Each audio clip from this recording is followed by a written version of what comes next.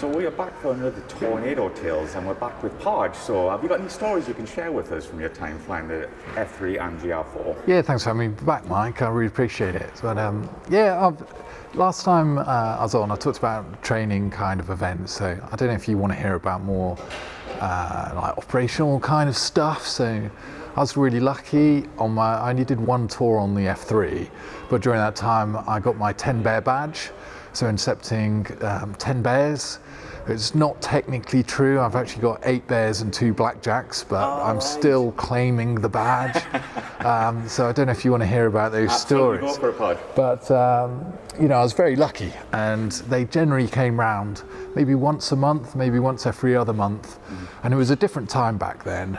You know, with what's going on in the world now, it was, they were just off doing their long-range patrols, which are completely legal to do. And we've got the UK FIR that we kind of just made sure that they were transiting through correctly, and also gave air traffic like a position report of where they are.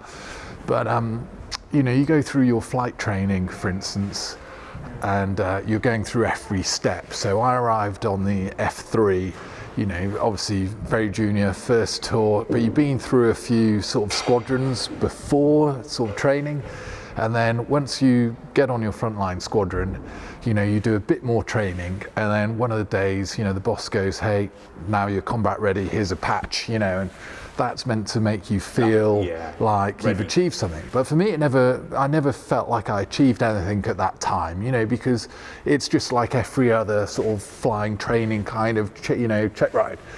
But after about a month or so of being combat ready, I was on QRA, and we got word some bears were coming around. And we know they're coming around because they're unique aircraft. I mean, they're so, special and capable.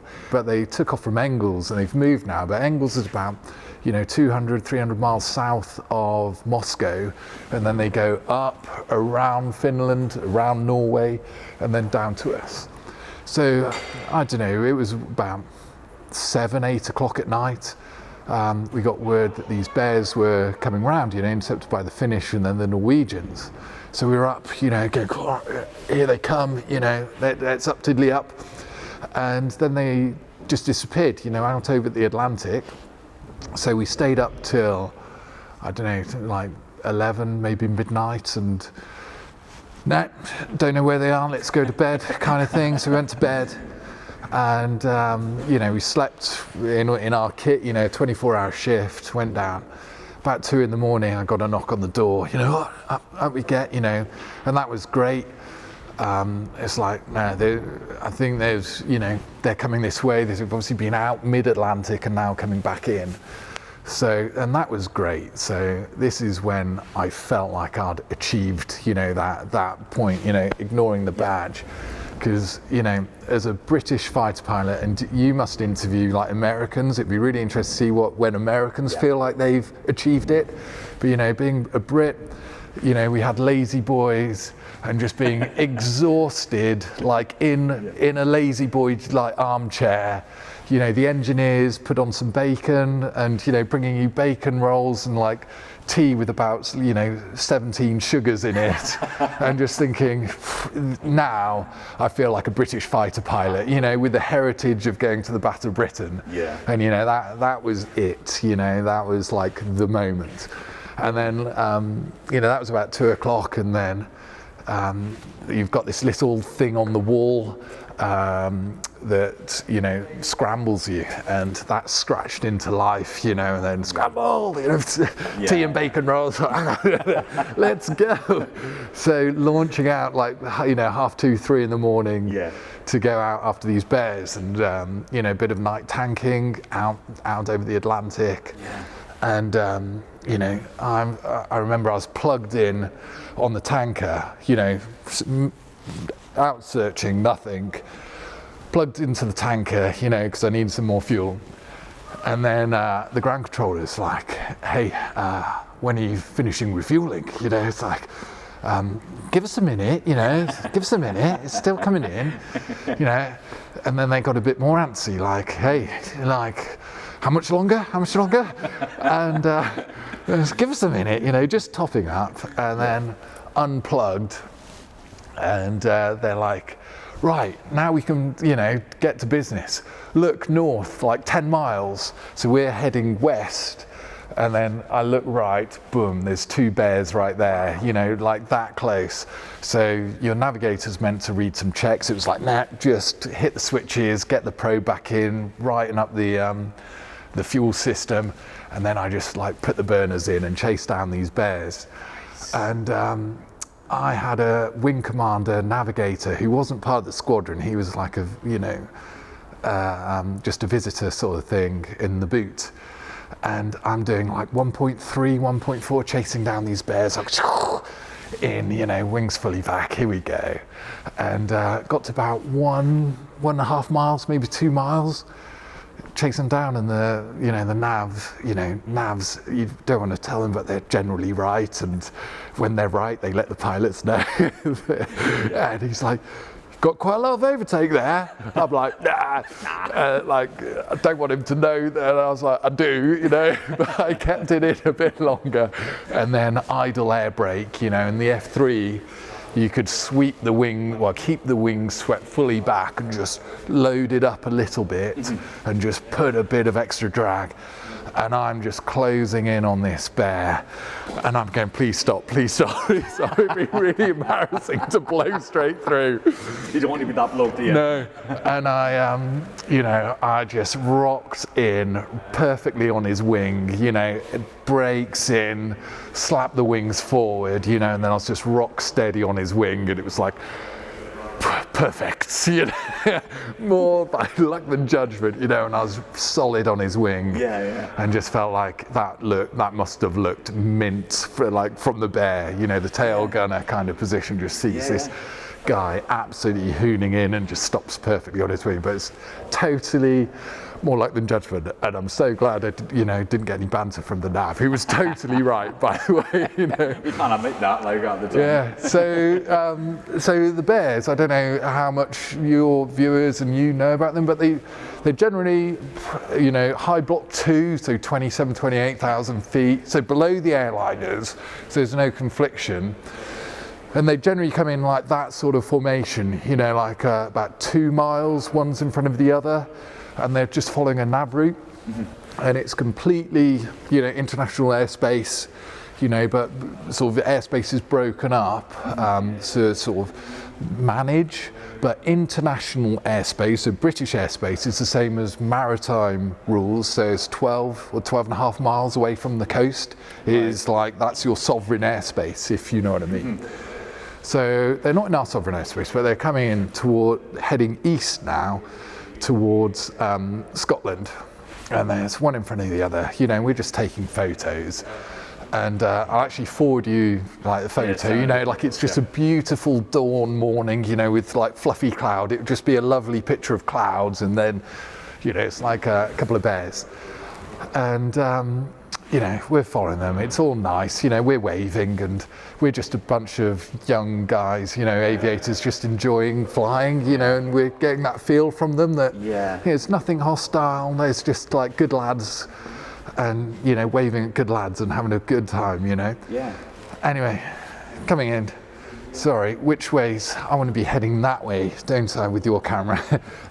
We're heading east into, you know, due east towards Scotland, and then about, I don't know, like I'm thinking we're getting quite close to the Outer Hebrides here. It's fine, you know, and about 20 miles away from the Outer Hebs, you know, the lead bear turns north, you know, and up. And I'm like, cheeky, you know, like, you know, and I'm flying on the trail bear's left-hand side, you know, next to the captain, sort of, you know, so you can keep an eye and stuff and wait. And I know exactly that he's wanting to hit his waypoint and turn north. And, you know, that phrase out of Top Gun, you know, hey, if I can't shoot this guy down, let's have a bit of fun with him. So he gets to his waypoint, you know, just a couple of seconds later, and wants to turn north. And I'm in his way. So he goes, with his plane. And I know exactly what he wants, but I'm like, back to him, and then he starts waving like this, and I'm like, right. back to him, and then he's like, starts waving. So I'm like, back. And we get to about, maybe 15 miles away from the Outer Hebrides, and I just drop down and let him turn, and he just like hauls it round the corner because this international incident's about to happen. My fault, because I'm just messing with him. Yeah. And let him go on his way, and that was my my first couple of bears. That's amazing. And did you ever get I think back in the day they used to hold up like Playboys. Did you ever see anything like that? Or cans of Coke? No. No, they didn't. They signalled, so I'll have to tick them off. I should have brought my logbook, but it was that one. We'll go through them all, but another couple of bears came, and I had a lovely guy called Kelvin Harris. I don't know if you've come across the name, but he was like the Roy Mack, with the same amount of hours, but as a navigator. Unfortunately, he's passed now, but. Right. He had something like 3,000 hours F4 and then came over, lovely guy. Yeah. For those F3 people, we'll just know Kelvin Harris and just, they're imagining him in his long johns, which is, that's Kelvin Harris, if anybody knows. British, but we are not, that's as far as the story as I'm going to tell, but we loved him to bits, lovely guy. But he had, 30 odd bears. So we're intercepting another couple of bears. So this is another story. And it had some modifications to it, had some modern, Moors pods and, different aerials and different things and bits and pieces. And the navs had this camera, and it was a non-zoom wet film camera, something like from the 50s. It was terrible. And when I'll just sort of talk about this one, when the int guys got the photos back, my wingman, it was his first bear, and his photos were like, hey, there's the photo and there's the picture of the aircraft. You know what I mean? He was that far away. Mine, it was like, there's the photo and there's the Moors pod, because I was like closing up, and Kel is like, get closer, Parge, get closer. And I was like, all right, so I'm now in formation, like looking at my tail, because I'm like right tucked under the bear, getting as close as I can to these pods, and thinking. Yeah. And he's like, that's a great photo, Parge. The int guys are going to love that. I'm like, all right, fine. And I know exactly when he brought his camera down, because he's like, Jesus Christ, Parge, we're close. I'm like, I know, dude, I know. So I came back out, and the tail gunner's like, get away, get away. So okay. So that was another story, and that happened just before my wedding, actually, because one of my friends was a Canadian fighter pilot. Oh, nice. And I picked him up, to bring him over. And he on the F-18 had just intercepted his first bear, and it was like my, fourth or fifth, sixth one, so I was pretty comfortable. And his name's Lorne, so he was like, all over, chatting, I just intercepted this Russian bear, what was it like? So we're just chatting. Anyway, different philosophies. His rules in Canada were he was only allowed to get close enough to get the initial identification. Right. Not what type of bear it was, but whether it was a bear, and you had like a bear hotel, bear foxtrot, bear Judah, different models. But his was, it just needs to be identified as a bear, for instance. So they've got a targeting pod. So they'd slew the targeting pod to their radar, and generally be about 3 or 4 miles away, zoomed in on the pod, and go, yeah, it's a Russian bear. Yeah. So he's telling me, like, how close do you get? Like, I'm like, I don't know, pretty close. How close do you get? He's like, 2 or 3 miles. I'm like, about 2 or 3 feet. So yeah, that surprised him. So that's that one. Another good one was intercepting first blackjacks as well. So a couple of blackjacks, amazing aircraft. So basically a B1, isn't it? Kind of. it's a B1, incredible. Tupolev 160, and it's really interesting because, well, not interesting, but if you go on the Wikipedia page, as I did just the other day, just to make sure I've got the right numbers, you know, because it's been quite a while ago. You know, you go on the Wikipedia page and it says, there's a picture of a blackjack being intercepted by an F3, and it says this is, I don't know, March 2010 or whatever it was. And I looked in my logbook and it was like, oh, that's when I got mine. So I don't know if that was me taking the photo or someone, you know, sure which way round, or maybe two of them could have come over in the same month. Yeah. But it's like, I don't know, I could be on Wikipedia. Yeah, I'll take it. You know, like, what are the chances? Yeah. So it's definitely a 50-50. Yeah, exactly. that was me. That's good odds. Yeah, I know. Yeah. So I want to ask as well, like, obviously we took photos. Did you ever see any from the Russians of you, like, the F3? I had the photo, right? And this is me as well, right? The int officer sent me a Russian web page kind of thing, and it was from a Russian, you know, the cockpit of a Bear, and it has the captain is looking round, and then there's an F3 out there, and then, you know, you can see which aircraft it was, and that was me. So I've lost that photo. So if anyone can find that photo, and I've got it totally in my head, you know, it was, you know, the skipper looking like that, and then there's me outside. So I had that, and, you know, the intelligence officer sent it to me, and I've lost it somewhere. So if anyone could dig that out, that'd be amazing. But yeah, going back to the blackjacks, intercepts and blackjacks, and, you know, that was just normal business, incredible. But the best thing about that is when we left, or say the best and the worst, is because it was just a, you know, beautiful day, nice and easy. And then they operated maybe a bit higher, maybe low block 3, and then with a jugged up, you know, Lima fit F3, and then with 4 slammers, you know, and the Shrams as well. You know, it was like an extra 1.5 tons. So, and they only went at like 0.7, you know, because they've got bigger wings, and the F3 that height like to go quick. So we're just like, oh, this feels horrible. And then we got told, you know, mid-Atlantic to haul off, you know, so I just went to split S, you know, like home's behind me and I want to be lower and faster. So I just, you know, just rolled on my back to split S, you know, mostly to look cool in front of the, you know, you've got to leave with a bit of course, reputation, you know what I mean? Absolutely, yeah. So there was an element of that. And then as ours, you know, nose down, you know, deep and down, and, you know, thankful for some more speed on the aircraft.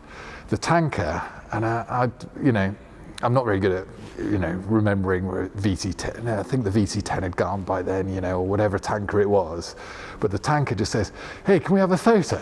So I like looked kind of back up, as it were, you know, whichever the right way up is. Yeah. And the tanker was right behind the blackjack. Wow. And I mean, if I'd have taken a photo of that, it would have been, you know, 2 groups. You know, that's the air transport, and you know, that would have been their Christmas card kind of photo. You know, it was like, you know, it's images you take in your head. It's like, oh, that would have been, you know, immortalized on literally every sort of thing that, you know, they promote themselves on. And yeah, I was just, you know, now I kind of, you know, almost immediately I thought I should have climbed back up, you know, but I was already deep and away, if you know what I mean. And you know, that was it. But yeah, well, we were the last squadron to sort of hang on, if you remember. So I think my F3 time was a bit different to everyone else's, you know, that I was probably only maybe 6 months sort of tactical, and then it all sort of reined in, and we were managing the jets for the, you know, for QRA, and hanging on, let's say, until the Typhoon sort of came on, you know. And that was the slightly annoying thing, you know. We were on a shoestring, and I'll, you know, talk a bit about the Falklands, but I was there I was a little bit annoyed. You know, my rotation down the Falklands meant I was there as the last to kind of be there, except for like maybe 1 week or maybe 2 weeks. Yeah. You know, and I was like, well, I'm happy to go to the end because there's going to be like a good party or whatever. But one of the squadron execs, outranked me, sort of came down and was like, oh no, I'll rotate, and then he stayed out for the party. Kind of thing. But I was down there where the Typhoon guy was like, oh, this accommodation sucks, this isn't fit for living. So immediately, and he was only a squadron leader, immediately like he just bulldozed down the place and built like a proper place. And it's like we were like, had none of that. We were the fat kids in the corner kind of thing with nothing. So what was life like in the Falklands, like being over there and in general, like social time as well? Yeah, the Falklands was unique, and we had the Goose.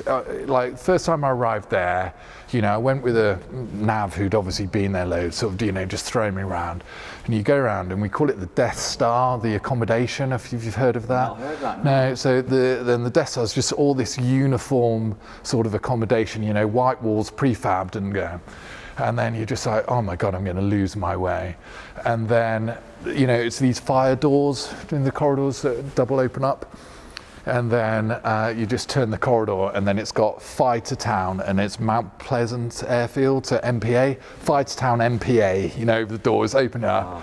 And then we all signed our names on the walls. So I know you keep in touch with Roy Mack, and I know Roy Mack went down his last time. He took photos to try and, preserve it for history, even if it's on photos. But, we all signed or did a little story or did a little picture. And that was our accommodation, And then at the end, so accommodation either side, and then at the end, there was the Goose Bar. And the Goose was a little pub that we sort of managed ourselves. And if you could bottle an atmosphere, you could, and just bring it back to a normal pub. I mean, the Goose just was the place to be, it just was the perfect. It's like, there was a few ejection seats as bar stools, and because we were F3, you'd have, certain, I probably shouldn't go on of who was doing what, but you're either on QRA or, different roles within QRA, but you'd also have like a down day. So you'd have like, some people, not actually on queue, but ready to be called into queue. They're obviously sober. So you'd, like, it would almost be rostered that tonight you're the barman, you're staying sober, and tonight you're off tomorrow, and you're on it. So it was this constant rotation of, people trying to outdo each other. Like if you're the barman sober, you'd try and mix the best cocktails or whatever, and it was just like a real social kind of event, a real, it was a nice place to go, especially because, the regulars would do, quite a few months down there, but as aircrew, because of simulator time and stuff, we only really did 6 weeks. So it's like 6 weeks sort of would break down into 2 weeks of arrival kind of, let's go, Middle 2 weeks would just be like, okay, let's settle down, and the final 2 weeks would be like, going home, let's go. So it was quite a good little gig, really. Yeah, so do you have to have that mentality of like where you can just get on with things? Because I know aircrew that are quite shy, but some are like quite open and outgoing. Or how does that mentality work when you go somewhere like the Falklands? Oh no, it takes all sorts. Like aircrew, I wouldn't say you obviously meet a lot, but I wouldn't say we fall into particular categories. Right. Yeah. I'd say, like IOT, initial officer training, just makes whatever you are a bit more you, if you know what I mean. Yeah, of course, yeah. But it certainly doesn't mould you like maybe Sandhurst does into a certain character, if you know what I mean. And that's my opinion. I would, if you just let me tell a little story about maybe not flying. Yeah. So maybe about a year into my F3, maybe a bit less, I was down the Falklands, and this story about the engineers, the engineers of a squadron, they break down into probably 3 groups of how they think about aircrew. They either like you, which is probably like, 25%, let's say, they really dislike you, which, let's be kind, is probably 20, I'll say 25%, but probably a bit bigger, or they don't really know you, and there's been plenty of times where, I'll be like, oh, it's Bob, and they're like, who's that? I'm like, he's been here for like, it's his 3rd tour, kind of thing. You know what I mean? And, it's as soon as you're racked and stacked, if you know what I mean, that follows you round. You're either a good lad or not, if you see what I mean. So I was down the Falklands, and on queue, and there's a small team of engineers that also sit QRA, and I get a knock on the door about 10 o'clock at night. It's one of the engineers, he's like, oh sir, your jet's got a fuel leak. I'm like, all right. He goes, yeah, I'm going to have to call in, the A shift or whatever. I'm like, it's 10 o'clock on a Friday night, in the Falklands. No, it's not happening. Let's go and have a look at it. So, it's my jet. I've signed it out. Yeah. And, I take all my flying kit out, and we go out there, and, I don't know if you know, but the fin holds 440 kilograms of fuel. And the fin's got a leak, and we're out there for a few hours, and I'm in the cockpit hitting a few switches. He's like taking a few panels off and having a little poke around. I'm like, if the hooter goes now, can you speedy screw on that panel and get going? He's like, yeah, I'll be all right, So we're operating like that, and after about like 2 a.m. or whatever, the fuel leak stops, and personally I think it's because 440 kilograms of fuel had come out. But walking back in, I got a proper sir, and there's a way to say sir, you'll find, and I got like a proper one, sort of, sir, that was really good of you, kind of thing. And then woke up in the morning, it was like night and day, everyone knew my name as Parge, like the whole squadron, from, most junior guy would just know me, you know what I mean? And then you walk to an aircraft, and usually, you get to an F3 and there's some sort of niggle, and it was like, I had no niggles, and I changed squadron and everyone knows me as Parge. It's like, the engineering jungle drums had gone round, I'll send you this photo. I'll let you put this up because it embarrasses the guy more than me. But Christmas Day out in Afghanistan, when I was out there, an engineer called Chili, I walked out and he's in a mankini and decides, and a Christmas hat, and that's how he straps me into the aircraft. It's like, but I'd like to think they only do that to the good guys, but it's like, but yeah, I was thankful for every engineer. Like, they were just an absolutely insane bunch, and great stories. And I always think, I think I asked, it might be the JAG guy asked, I can't remember, but if an engineer came up and was like, all right, mate, can you say mate? Or oh, you can't. Well, different people, you know what I mean? So for me though, like, this is my failing, right? So this is my admission as a failed person, but my parents were farmers, and my grandparents are farmers, and a lot of my thoughts or maybe came from speaking to my grandparents and stuff, where back in the day of the Second World War, it'd be like the landowner would be the officer, and they would certainly be the the troops, if you see what I mean. And then all of a sudden, all I want to do is fly aeroplanes, but that means you're an officer as well. And my gran was supremely proud. And then you go through IOT, and then you go through your flying training, and you're away from the the troops, if you see what I mean. You have like civilian contractors doing all the engineering, so you don't really see the RAF engineers.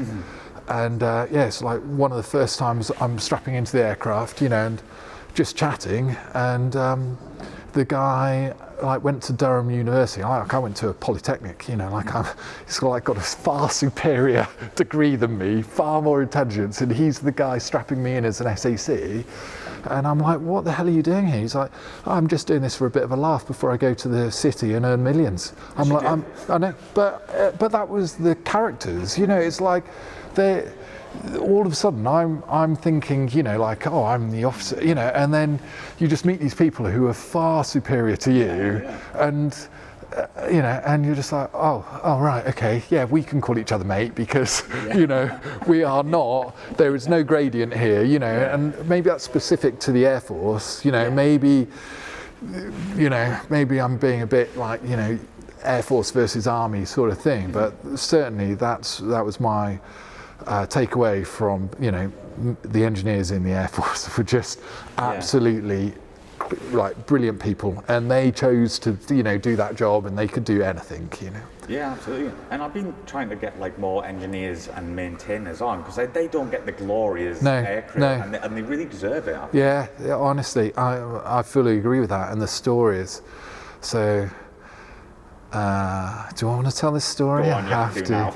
So I just arrived. I didn't see this, but you know, there was one guy, and I'll leave him nameless, but he had an alter ego called the Gimp, and he'd have a Gimp mask and stuff. So they did an officers v engineers football match, and it was the seniors, you know, the sergeants and above. So he got a bit annoyed with that, you know, and a barbecue and a few beers. So the Gimp came out completely naked and ran onto the pitch, grabbed the ball and legged it off. And apparently all the officers' kids started to cry. Really? Yeah. But that happened just before I arrived on squadron, so it's amazing. A story of a story. You got some pictures to put in here, haven't you? No. I don't know if you just want one more bear story, because this is quite a good one, and I'm not really told this one before, because I always felt it was a little bit secret, but time's gone on, you know, this is just normal rank and file flying, but quite, you know, we sort of missed it. So this is time where you can look this up of exactly when it was, but they were digging up the runway at Lucas, let's say 2010-ish sort of time, and the Nimrod was also being disbanded. So we were sitting QRA from Lossiemouth, but living in Kinloss, like in the mess up there, being billeted there. And the end of the Nimrod's party, hangar party, was happening that night, you know, so guess who was on QRA, not at the sort of, you know, the end of the Nimrod sort of party. So anyway, we got a launch, and it was I think it was just me by myself, I don't know why, but yeah, so intercepted this, had this aircraft on radar at about 20,000 feet, and it started to descend, you know, and go down. And it's fine, you know what I mean? And there was cloud. It's like, fine, now we're in cloud, so I'm getting closer and closer, and it's descending. And you know, you've talked to enough people to understand how regular, like NATO-style training occurs. We have sanctuaries, so it's like you'll be designated, let's say 10,000, and I will always be 1,000 foot above or below you, if you see what I mean, for safety. And I'm descending into cloud, and I'm thinking, oh God, like, what's a sanctuary? You know, these things pop up in your head, like, what? And, you know, it's going down and down, and we're getting closer and closer. And, you know, other UK training rules are, you know, this is just UK training, you know, safety altitude out over the sea. So if you're still not visual with the ground, you know, you're not meant to go below 1,500 feet. But, you know, it's a few hundred miles out to sea, and I'm like, the radout's working, sea's pretty flat, you know, so, you know, should we just say, luckily I found a hole and descended lower, you know, but it's skirting around, and, you know, I'm like just a few miles now away from this bear, broke cloud, and I was, you know, like it was right there, swung in, you know, and looked down, and I'll just come back to like looking down, you know, I'm just over the sea, hoyed up on this, you know, wing of the bear, and it must have been, and then it pulled up into cloud again. just as I arrived. And, you know, there's two ways. Obviously, we use formation flying to penetrate up through cloud. You know, I'll be on a wing of something, and, you know, it's a good way. Or, you know, you drop back, let's say half a mile, get radar contact, you know, and climb. But it just felt so natural to pull up. So I'm now climbing on this wing of this bear, going up through cloud, and I just had like an argument with, well, not an argument, but, you know, just a querying, let's say, with the boss of why I couldn't fly on the wing of another RAF type, like a F3 on the wing of a GR4. And there was things specifically saying dissimilar formation flying is completely banned, you know, in the Air Force. And it's like, well, I've gone through flying, you know, these are my friends on the same flying training kind of thing. You know, and there's me now, I'm like flying, and I just see this like red star on this wing going, I don't know quite where I am, you know, like with the legalities of this, if you know what I mean. And it's like cloud thins as you get higher. So passing about 10,000 feet, it's more like mist, you know. And now it's like, you know, this is, you know, like, and your mind like loosens up. And then I'm just like, remember when I said I looked down, about 200-300 miles out to sea in the, you know, in the Atlantic, I just had this image so clear in my mind. You know, I was below cloud for, let's say, 20 seconds, and that 20 seconds is just when this bear descended, intercepted, and we climbed, if you know what I mean. And there's a black lozenge-shaped boat, you know what I mean? And on the boat there was a hole cut out on the deck, right? And that's exactly what I've got in my mind. Now at 10,000 feet, I'm like, that was the conning tower of a submarine, you know? That was the conning tower of a submarine, you know what I mean? And I'm climbing away, going, well, our job is to intercept these aircraft, you know, that is the job.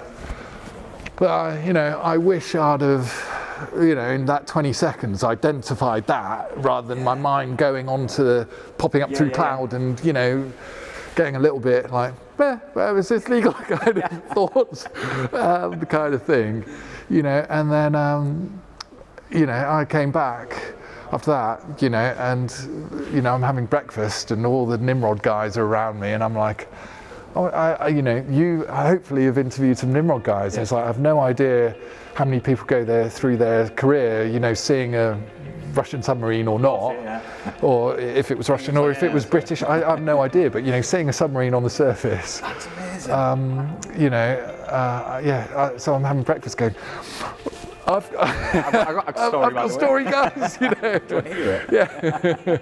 But yeah, so I've kept, you know, that one, you know, it was quite a unique little thing.